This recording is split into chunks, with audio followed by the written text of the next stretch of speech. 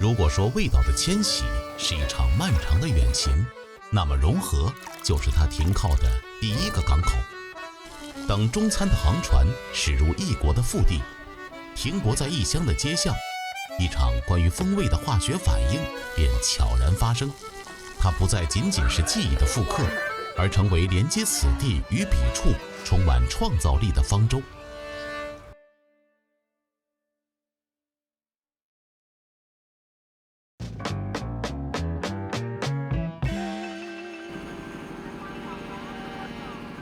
在琅勃拉邦，有一种风味是流动的、热闹的。湄公河的船餐便是烟火气与水波的热烈共舞。罗天天是环球船餐的主厨。借着中老铁路的开通，大量的游客会来到了老挝。我一想，那旅游必须要吃饭的。烟肚鲜，一道来自江南的温碗鲜汤，想在热情的老挝吃到它，食材是第一道难题。为此，罗天天的一天始于破晓。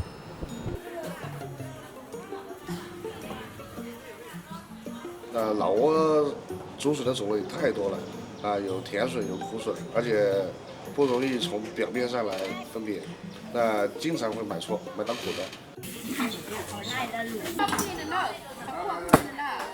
菜市场的熟人太多，面对老板们的热情推销，如果不是猛货，假装打电话趁机溜走是最后的礼貌。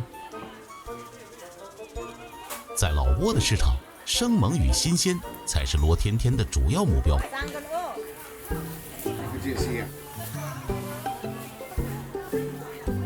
但此行的主要目的还是寻找本地山民当天现挖的新鲜山笋。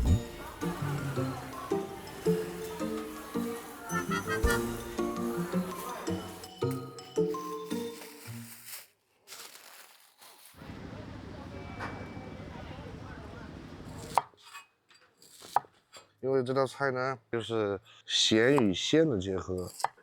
鲜呢是来自最嫩的笋尖。老挝本地的野山笋，脆生生、甜滋滋，像无渣的甘蔗。而咸的主角则来源于咸肉。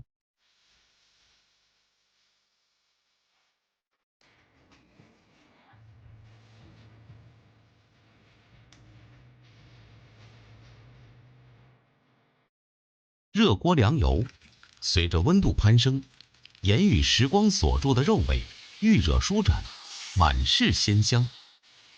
当咸肉煸出琥珀色的焦边，才是下笋的好时机。注入高汤，猛火滚煮。这一口雪里红，想在老挝吃到，同样不容易。由于老挝气候条件，它不种植不生产雪里红，我们就尝试用雪里红的腌制方法，把当地的各种绿色食材全部腌了一遍，最后得到比较合适的一种特殊的老挝青菜，味道最接近。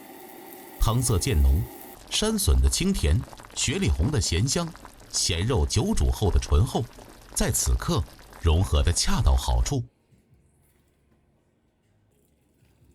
一道江南菜的万里出走，终在湄公河畔与它应有的烟火重逢。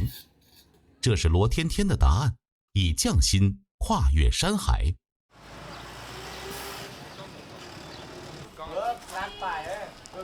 眼前在土鸡市场认真挑选的老张，是环球船餐的第2位主厨。要选那个无鸡黑脚的。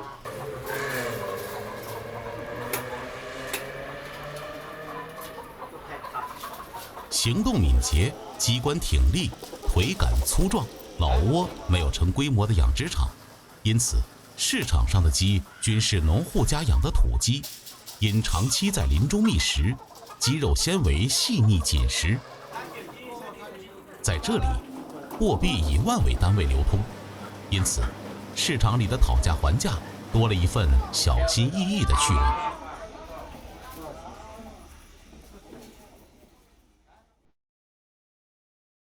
身为云南人的老张，在这里找到了冲鸡脚更为适配的原材料。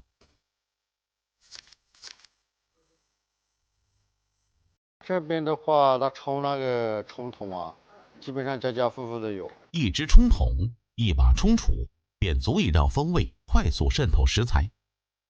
但是老屋的小米辣啊，还有那个香茅草、番茄，就是没施过肥的，就是正常生长的这种口味，它的这种香气嘛，比国内要好很多。当百香果丰盈的汁水、清新的青柠薄片与切块的鸡脚一同落入冲筒，活跃的果酸便悄然分解蛋白质，让鸡脚在后续冲捣时能更柔顺地脱骨入味。这种刀法名为凿。这个就是老屋的一种切法。他们这边也不是习惯用砧板那些什么的。这边的好多农村啊，经济不发达地区，你说他买菜刀也好，用什么的东西就基本上是还买不到吧，是吧？就是祖祖辈辈可能就会用那一些，最多的就把镰刀或者砍刀随便砍砍，拿冲筒里面就冲细了，就好，就能咽下去。所以就这个冲筒是，在这边的话，可能从老一辈子就一直有的东西。无需复杂调味，食材自身的汁水便是最好的包裹。酸辣鲜香相互交融，味道既霸道又和谐。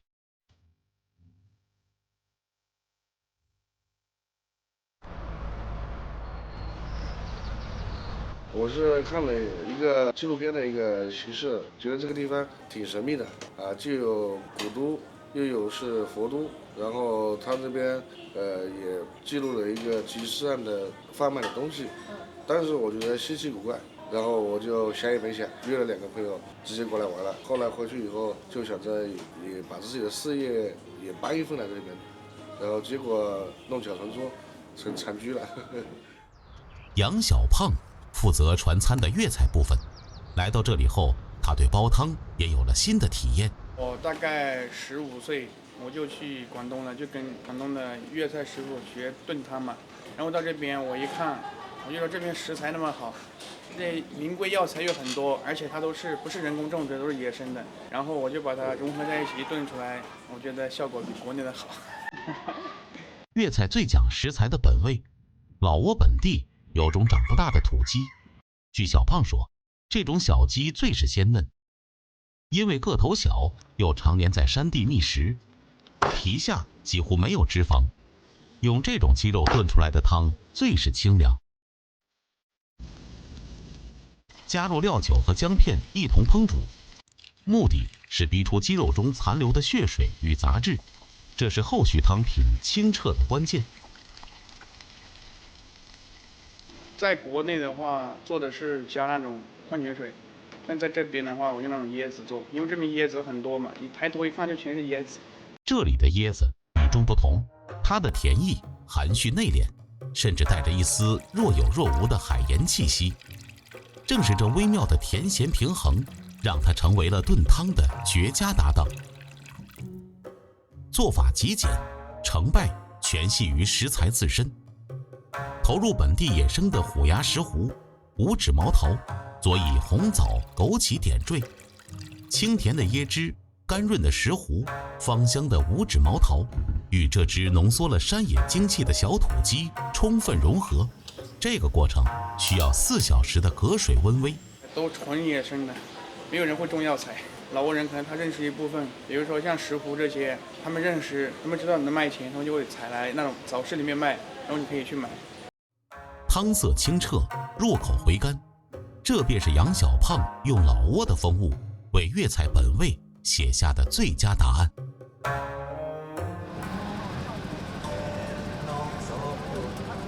我们是跟教育部门合作的一些家庭比较贫困的孩子，那由我们资助他，那放学以后呢，来我们这边还是对他们的家庭有帮助。日落之际，乘客们陆续上船，一场融合的盛宴便在湄公河上缓缓铺开。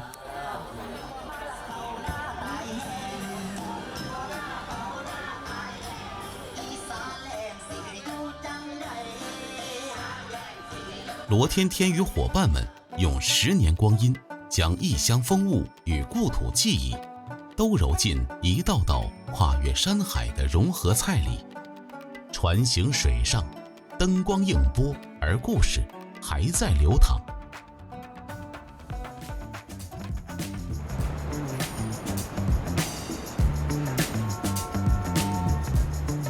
傍晚的首尔，一天的故事刚刚进入最生动的章节。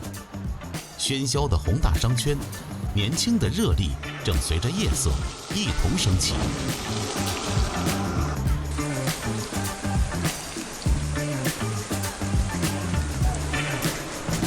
但在这里，沸腾的不只是音乐与霓虹，还有着一方烟火缭绕的角落。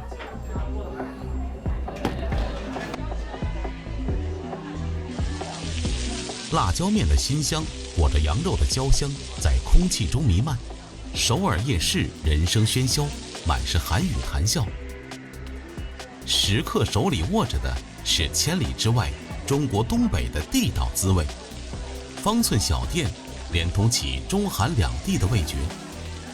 一边是东北烧烤直白的烟火气，一边是首尔年轻人松弛的夜生活，他们在此奇妙的融合，共享同一份灼热的温度。而提供这簇火光的人，此刻正在后厨默默照看他的炉灶。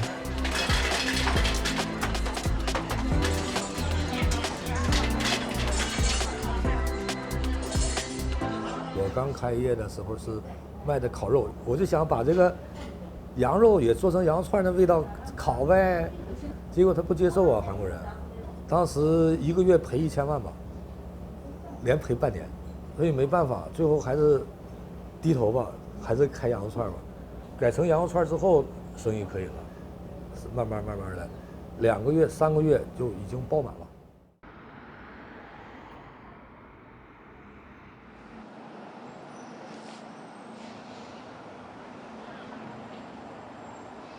首尔的传统市场是本地味道的活字典。这个摊位是谢军味觉的校准点，尽管自家店里自制的辣鸡爪早已成为招牌，他依然会时常回到这里买上一份。这甜辣。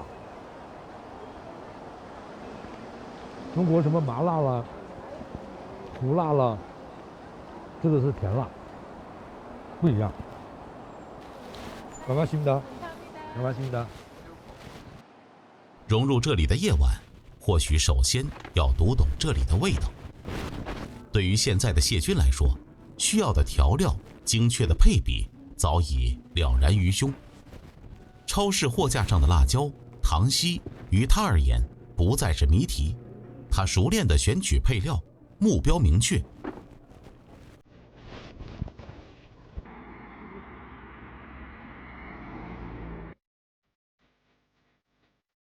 4种辣椒粉是谢军风味图谱里的4个音节。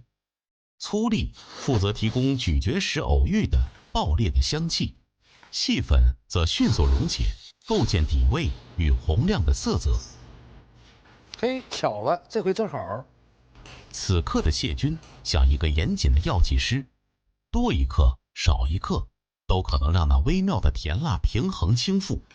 他清嗅飘起的粉料，用最原始的感官确认每一份原料的状态。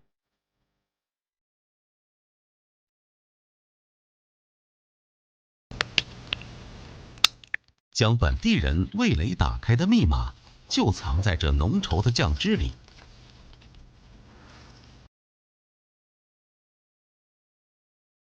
刚开始整辣的吧，光是干辣不行，光放辣椒的话，这么吃起来没什么回味，所以又加糖，加了很多的糖，那吃起来有甜辣味儿。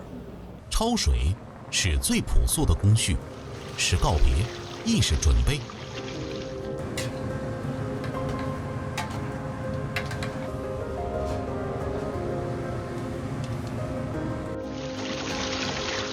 凉水冲洗，褪去杂质，准备迎接全新的风味。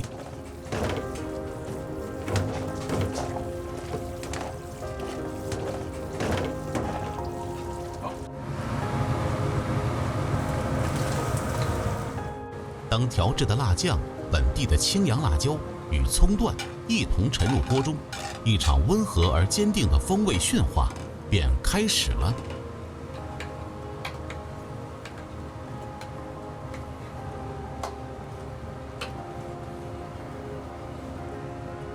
时间的魔法在咕嘟声中悄然发生，汤汁越来越浓，越来越亮，从起初的水油分离，到如今浑然一体的醇厚红亮。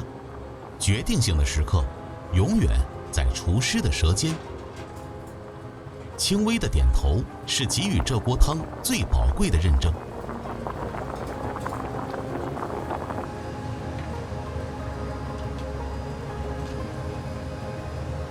鸡爪裹着精亮的酱汁，酥烂到几乎脱骨。甜度我就觉得还差点，再辣点都行。再辣点人都吃不了。再辣点。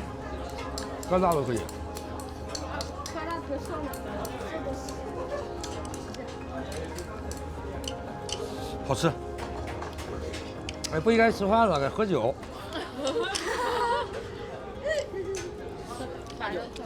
这个时间太早了，不能喝呀。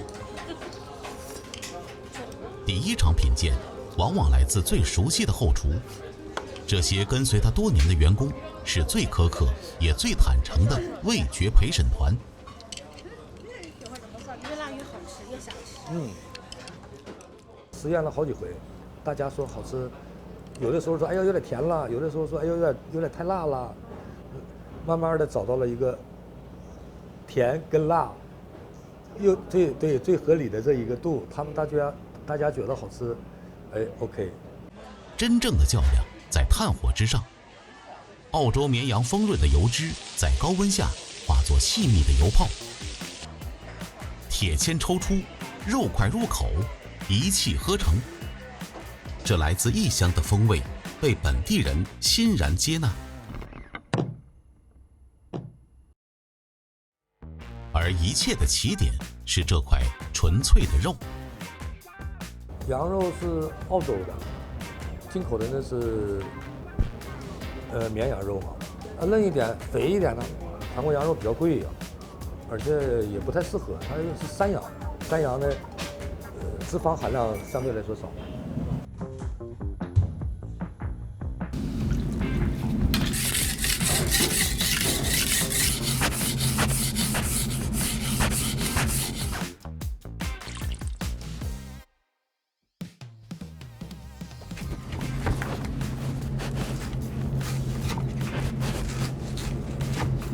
这个刀，以前我在国内用的时候它是圆的，现在这个设计的比较好，不仅平，还有圆润感，所以握在手里边比较舒适。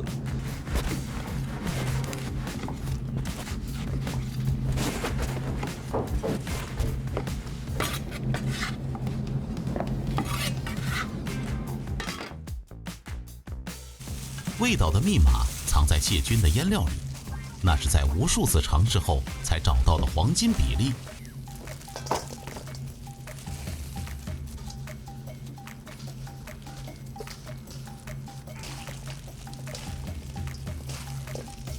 青阳辣椒的加入带来了关键的鲜辣，为整盆酱料的风味层次增添了一丝清新的刺激。随后，一颗鸡蛋被轻轻打入，它将成为肉质的柔顺剂，让每一丝纤维都变得更加滑嫩。最后淋上的那层油，则是锁住所有汁水的封印。看，不用吃，看着就有欲望。谢军的手在盆中翻飞，每一次动作都是在与食材对话。我不是什么事业家哈，但是你创立了这个品牌，比如说我做成了羊肉串辣的呀，这个那个，比如说这个店成功了，你就有这种愉悦感，有这种感觉，哎呀很开心，就像你登上一个山峰一样，就像你解开了一个数学题一样，那种开心是你拿钱买不到的，这种愉悦感是拿钱买不到的。烧烤的灵魂，一半是肉，一半是火，而火的品格由炭说了算。它只用一种炭，越南进口的果木炭，只有它能发出这样清脆的响声。断面有均匀的光泽，燃烧稳定，烟少味静，是赋予肉质纯粹烟火气的前提。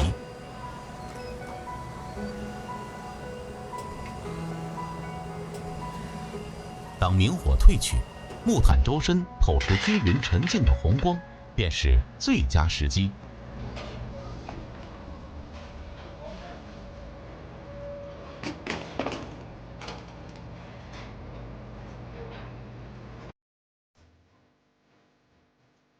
现在这个供应商还是可以的，我们只要看它的质量，贵一点没事，燃烧的时间长，燃烧值要大，灰一点少，这样才是好炭。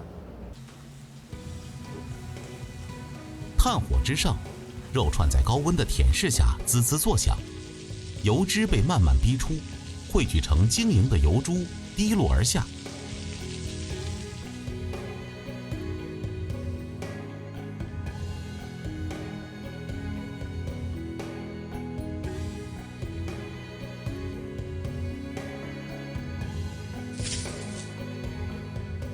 한국 사람들은 매콤하고 얼큰한 것을 좋아하거든요.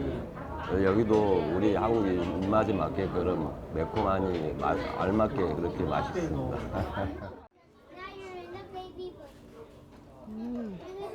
我觉得我们之所以选这家，就是因为我觉得它很地道，非常好，非常好吃。就是连我老公刚刚都说：“哇，我们今天来对店了，非常好吃。”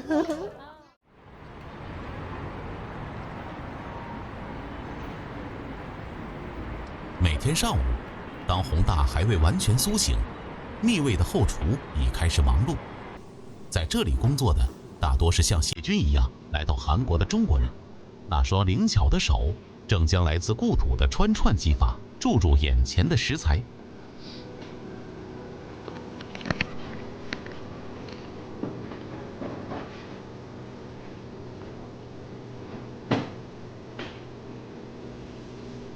最初的甜辣口味只是密卫发出的第一声问候，如今谢军已构建起自己的风味版图。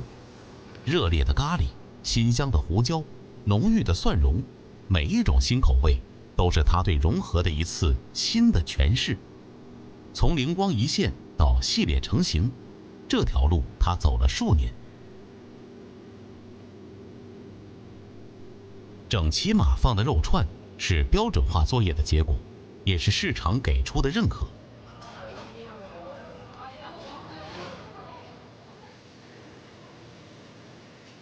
当食客选中心头所好，肉串便再次贴上烤架，来自世界各地的香料在炭火上与肉热烈交融。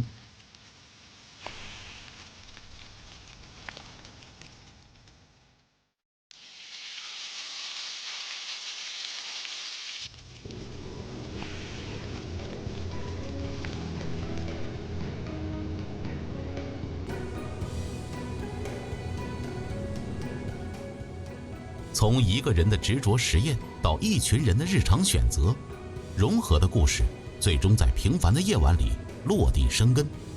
而那盘曾给他灵感的辣鸡爪，如今已在炭火上完成蜕变，皮薄肉糯，胶质浓郁，成为店里最受欢迎的佐酒菜。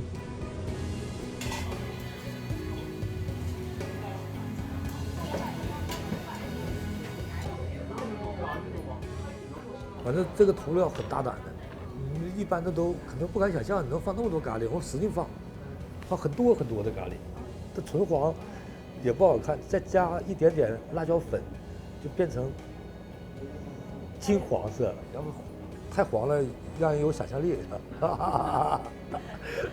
是吧？再就是蜜汁的就纯甜，就是没有辣味儿，调好了，还有很多的蒜味儿一烤，那个也很不错，挺好吃。在烧烤的江湖之外，谢军的菜单里还藏着另一重惊喜：新鲜的茄子被利落改刀，果浆，一层轻薄而均匀的面衣决定了入口的口感。面衣在滚油中急速固化，形成通透酥脆的外壳，而内里的茄肉则在保护下悄然软化，变得绵密而清甜。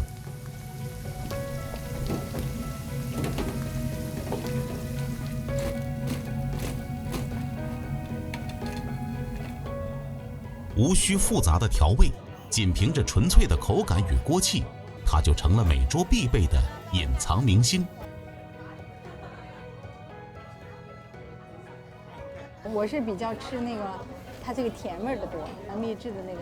I think spicy one's probably my favorite, and then curry is probably number 2. I really liked the black pepper lamb. I think it had a really good balance of spice, and then it was nice to be able to add more seasoning if you wanted to, or have salt with it too to change the flavorings. So it was really good. 当世界各地的食客都为同一串烤肉点头时，融合变成了全球通用的美味方言。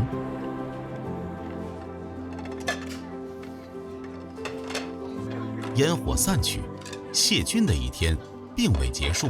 3两好友，几碟小菜，这是属于他的充电时间。对，你坐外面挡镜头了呢，挡我多少镜头啊！我这，你再来点呗，尝尝，给你少来点红的，多来点伏特加。哎，这酒多好玩，你看，多好看，多好看，我看着。来，先干一个吧。我的朋友当中，大多数都是厨师，要不都是老板，饭店老板。白天哪有时间陪我喝呀？都只能是晚上9点以后、10点这样，在一起喝酒。在知根知底的老友面前，他松弛下来，玩笑、吐槽、对琐事的议论，都浸泡在酒里。这份流淌在生活细节里的热情，或许正是他在异国厨房里完成风味融合的源头。有一次朋友跟我开玩笑，他说：“哎呀，你这个年龄你得吃保健品了。”我说：“这30多年，我唯一坚持的事情就是天天喝酒。”在异乡土壤里长出的情谊是最坚实的根，这样的相聚本身就是最生动的融合。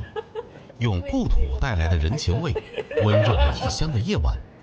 这座城市有无数灯火，谢军和他的蜜味是其中一盏温暖的关于融合的注解。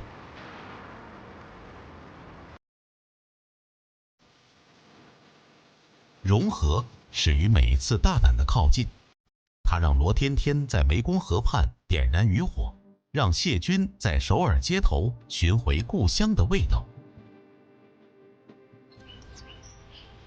远行的滋味从此成为相通的语言，踏过风尘，最终不过是同席而坐，相视一笑。所有的跨越与奔赴，只为在唇齿间重逢这滚烫的人间。